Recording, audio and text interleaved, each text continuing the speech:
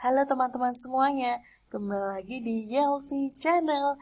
Nah teman-teman semuanya gimana nih kabarnya? Mohon maaf banget ya, aku baru sempat buatin video lagi karena memang lagi sibuk-sibuknya bekerja di kantor sebagai pamong belajar. Kebetulan kantorku juga sedang reakreditasi teman-teman, jadi memang persiapannya cukup banyak. Dan pertanyaan teman-teman belum sempat saya jawab di kolom komentar ya. Pada akhirnya banyak sekali yang DM di Instagram saya. Coba saya berjawab persatu, tapi memang cukup slow respon teman-teman.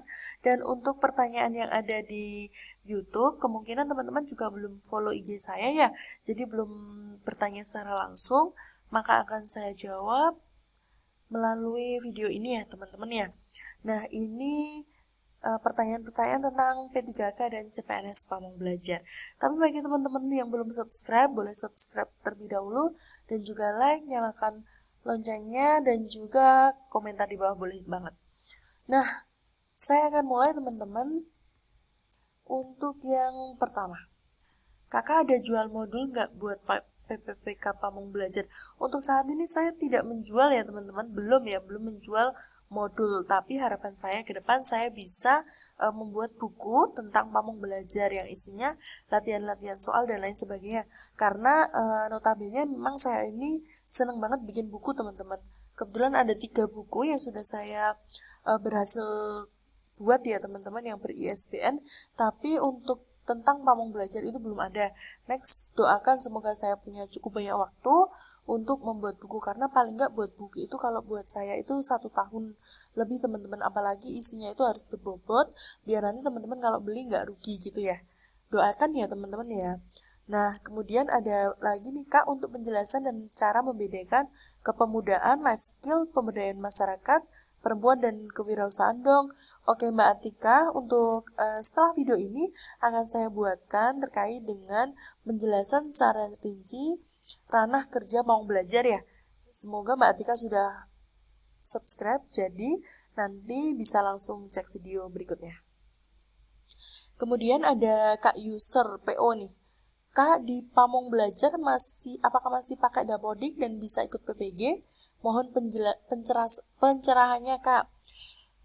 Pamong Belajar itu masih pakai Dapodik ya, dan tetap akan pakai Dapodik karena kita kan meskipun non formal, kita kan juga tetap dinas pendidikan ya teman-teman ya. Nah, tapi kalau untuk ikut PPG sejauh ini belum ada informasi teman-teman. Kalau misalkan teman-teman jurusannya ada yang linear dengan jurusan yang ada di PPG, silakan kalau mau mencoba. Tapi yang jelas ketika teman-teman memiliki sertifikasi dan teman-teman menjadi pamong belajar, sertifikasinya nggak kepake gitu ya, karena sertifikasi itu hanya untuk guru gitu. Kemudian, hai Kak, kalau nggak ada yang mau sekolah gimana sih? Mohon jawabannya. Oke, nah sejauh ini gini ya, pasti ada aja teman-teman. Kenapa? Kalau saya boleh cerita sedikit tentang pendidikan kesetaraan, jadi memang SKB atau pendidikan kesetaraan itu sebagai rujukan bagi anak-anak yang memang tidak diterima atau tidak cocok dengan dunia persekolahan. Meskipun hanya ada 1 ataupun 2, itu nggak masalah teman-teman. Saya yakin pasti ada. Kalau misal nggak ada ya mungkin yang paket A kali ya. Kalau paket A kan sekarang ini udah cukup dekat dengan rumah warga. Maksudnya di setiap daerah tuh ada, di desa ini ada gitu. Jadi kemungkinan paket A itu semua bisa menjangkau lah. Tapi kalau untuk paket B dan C, kalau untuk di pelosok ya seperti saya ini, ya meskipun saya ini nggak pelosok banget, tapi ya cukuplah di daerah agak pelosok gitu, SMP ataupun SMA itu kan cukup jauh. Jadi kemungkinan besar bagi orang-orang yang mohon maaf kurang mampu itu nanti akan larinya ke kita karena mikirnya yang deket gitu. Biasanya seperti itu. Jadi nggak perlu takut kalau misalkan memang benar-benar nggak ada, ya kan masih banyak pekerjaan yang harus dikerjakan lainnya, nggak hanya pendidikan kesetaraan. Next akan saya buatkan videonya seperti tadi ya, untuk penjelasan terkait dengan ranah kerja pamong belajar. Kemudian yang belum saya mengerti, pamong belajar itu kan tugasnya melaksanakan KBM ya Kak, tapi kok masuknya ke teknis sih bukan guru? Oke teman-teman, jadi gini, Memang pamong belajar itu tugasnya melakukan kegiatan belajar mengajar ya, seperti mengajar pendidikan kesetaraan ataupun PAUD gitu. Tetapi memang kita sebetulnya bukan guru teman-teman, karena kita tenaga teknis, kita disebut sebagai pendidikan non formal, bukan guru ya. Kalau guru itu pendidik formal, kalau pamong belajar pendidik non formal. Beda ya teman-teman, guru dan pamong belajar itu beda ya. Kita masuknya teknis. Nah, tapi kalau untuk melaksanakan KBM kok tetap masuk teknis sih? Yaitu karena memang peraturannya dari sana seperti itu. Dan sebenarnya gini, ada berbagai macam perbincangan dan saya pernah berbicara dengan pimpinan begitu ya. Apakah memang pamong belajar itu ketika masuk tenaga teknis seharusnya kita hanya manajemen saja dan pelaksananya adalah tutor bantu atau bagaimana? Tapi memang sejauh ini pamong belajar dimanapun teman-teman ya, saya nggak tahu kalau seluruh Indonesia ya, tapi kalau saya di SKB Susukan ataupun teman-teman saya kenal itu tetap melakukan KBM, PAUD ataupun pendidikan kesetaraan gitu. Next, setiap SKB itu biasanya ada berapa orang mau belajar, Bu? Oke, Kak Rohayati ya. Kalau untuk dalam satu SKB itu macam-macam, berbagai daerah beda-beda. Ada yang cuma 4, ada yang banyak, ada yang 10 lebih. Kalau di saya itu pamong belajar ada 11 atau 12, kemudian P3K-nya itu ada 3 teman-teman. Yang mestinya yang PNS pamong belajar itu 11, yang P3K pamong belajar itu ada 3 gitu. Sementara seperti itu. Tapi beda-beda ya tergantung daerahnya, karena kan untuk kebutuhan di setiap daerah itu berbeda-beda.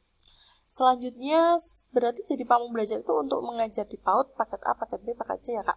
Ya iya sih, pamong belajar itu untuk mengajar itu, tapi kan nanti ketika teman-teman masuk sebagai pamong belajar akan ada pembagian kerjanya masing-masing. Misal kakak ditempatkan di PAUD, atau kakak ditempatkan di pendidikan kesetaraan, atau semuanya ya beda-beda Kak, tergantung daerahnya. Tapi yang jelas kalau untuk ranah kerja pamong belajar itu memang seperti itu, ada PAUD, pendidikan kesetaraan, kepemudaan, keaksaraan, dan masih banyak lagi. Next akan saya buatkan videonya untuk penjelasannya lebih rinci. Lalu ini Kak, kalau sudah serdik boleh daftar P3K guru pamong nggak? Nanti bagaimana dengan serdiknya? Kalau tentang boleh atau tidak itu semuanya boleh mendaftar ya. Tapi kalau untuk syaratnya seperti apa, itu nanti yang menentukan di lolosnya administrasi. Kemudian kalau untuk sertik yang jelas nggak bakal kepake di pamong belajar.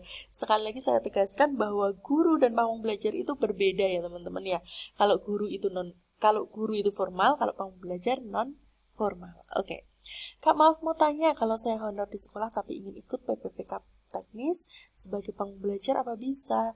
Honor di sekolah, honornya sebagai apa dulu ini Ibu Tia? Kalau misalkan sebagai pengajar ya kayak misalkan honorer guru, bisa kok untuk mendaftar pamong belajar karena linear ya, sama-sama mengajar, boleh. Izin bertanya apakah P3K pamong belajar harus terdaftar Dapodik atau tidak? Saya baru lulus. Kalau P3K itu wajib terdaftar Dapodik sejauh yang saya tahu minimal 2 tahun untuk yang umum ya. Kalau untuk yang khusus, next bisa dibaca terlebih dahulu untuk persyaratannya di masing-masing instansi. Kalau baru lulus, saya sarankan bisa mendaftar CPNS, begitu ya Kak. Atau kalau misal belum berkesempatan CPNS, bisa mengabdi dulu di sekolah ataupun di SKB. Mbak boleh tahu ini desain tampilan videonya pakai apa? Oke Kak, ini saya pakai Canva ya Kak, yang Canva for Education, jadi pilihannya lebih banyak lagi. Kemudian Assalamualaikum Kak, Waalaikumsalam. Adakah kita jual buku persiapan menghadapi tes PPK Pamong seperti contoh-contoh? Iya tadi yang sudah saya jelaskan di awal ya Kak. Jadi kalau untuk buku akan saya coba buat, tapi kemungkinan 1 tahun ke depan baru bisa diperjualbelikan ya, karena saya harus pastikan terlebih dahulu bukunya itu berbobot biar teman-teman kalau beli nggak kecewa gitu ya. Kamu tanya mau belajar pada akhirnya mengajar dan masuk Dapodik juga. Apakah sama seperti guru bisa dapat tunjangan sertifikasi? Kalau sertifikasi mau belajar tidak ada ya. Meskipun teman-teman bisa, tapi meskipun teman-teman punya sertifikasi, tapi kalau teman-teman menjadi pamong belajar itu tidak bisa mendapatkan tunjangan sertifikasi. Oke? Kak, izin bertanya, untuk pengalaman kakak saat mendaftar P3K apa saja ya syaratnya? Kalau untuk saya itu PNS ya kak ya, mohon maaf bukan P3K. Jadi untuk syaratnya mungkin saya rasa berbeda. Kalau PNS kan ya sekedar apa itu kayak cuman KTP, KK gitu kan. Kalau P3K itu kan ada syarat ini harus terdaftar Dapodik berapa lama, surat pengalaman kerjanya itu harus berapa tahun terakhir, seperti itu ada. Kalau misalkan tentang hal ini, teman-teman kalau misal ada lowongan atau pembukaan CPNS ataupun P3K bisa cek di masing-masing instansi, itu pasti ngeluarin peraturannya masing-masing. Maaf Kak, jam kerja dari jam berapa sampai jam berapa ya Kak kalau jadi pawang belajar? Beda-beda ya Kak setiap daerah. Kalau saya itu Senin sampai Kamis jam 7 sampai jam setengah 4 sore, kemudian Jumat itu jam 7 sampai jam setengah 12 siang. Tapi untuk Sabtu libur, ada juga yang Senin sampai Sabtu, beda-beda. Kalau daftar menjadi P3K Pawang Belajar, linknya apa? Jadi semuanya di SSC ASN ya. Jangan daftar di link lain, hanya itu saja linknya. Apa nih? Kak mau tanya, kan tahun ini ada CPNS, sama kita yang baru lulus bisa daftar jadi pawang belajar. Kalau CPNS baru lulus bisa banget daftar pawang belajar. Tapi kalau P3K wajib mengabdi terlebih dahulu gitu ya. Izin bertanya, saya lulusan jurusan PLS. Halo Kak Dede, sama nih saya juga PLS dulunya. Mengajar di SMK swasta, apa bisa melamar di formasi pawang belajar? Gini Kak, kalau misalkan kakak di SMK swasta, tapi kakak itu mengajar, kemudian kakak terdaftar di Dapodik, itu bisa melamar formasi P3K pawang belajar. Oke? Kemudian, apakah bisa mendaftar pawang belajar? Saya pernah mengajar dulu di SMA swasta selama 6 tahun. Terus memilih resign karena punya anak, jadi sekarang posisi ibu rumah tangga. Apakah saya masih bisa mendaftar? Jadi gini, Bapak Dito ya. Pak Dito, kalau setahu saya untuk P3K itu harus aktif berapa tahun terakhir ya? Kalau tidak salah 2 tahun berturut-turut ya. Nanti coba ini lagi ya sambil dipahami, dibaca-baca terlebih dahulu persyaratan dari instansi, karena di sana itu tertera jelas teman-teman. Semua persyaratan yang ada itu ada di instansi. Kalau misal teman-teman yang dituju adalah misal Kabupaten Semarang, silahkan cari informasi di BKPSDM Kabupaten Semarang. Misal di Kabupaten Pati ya nanti di Kabupaten Patinya, karena masing-masing instansi berbeda gitu. Oke teman-teman, itu tadi ya pertanyaan dari teman-teman semuanya sudah coba saya rangkum. Mohon maaf misalkan ada yang terlewat begitu ya. Kalau misal belum puas, boleh untuk DM saya di Instagram Yelvi, oke? Kalau misalkan tapi saya kemungkinan jawabnya juga cukup slow respon sebenarnya teman-teman. Ini menyelakan waktu untuk menjawab pertanyaan teman-teman semuanya. Semoga bermanfaat. Yang sedang berjuang, selamat berjuang. Semoga kita bisa bergabung di Ikatan Pawang Belajar Indonesia. Terima kasih. Bye.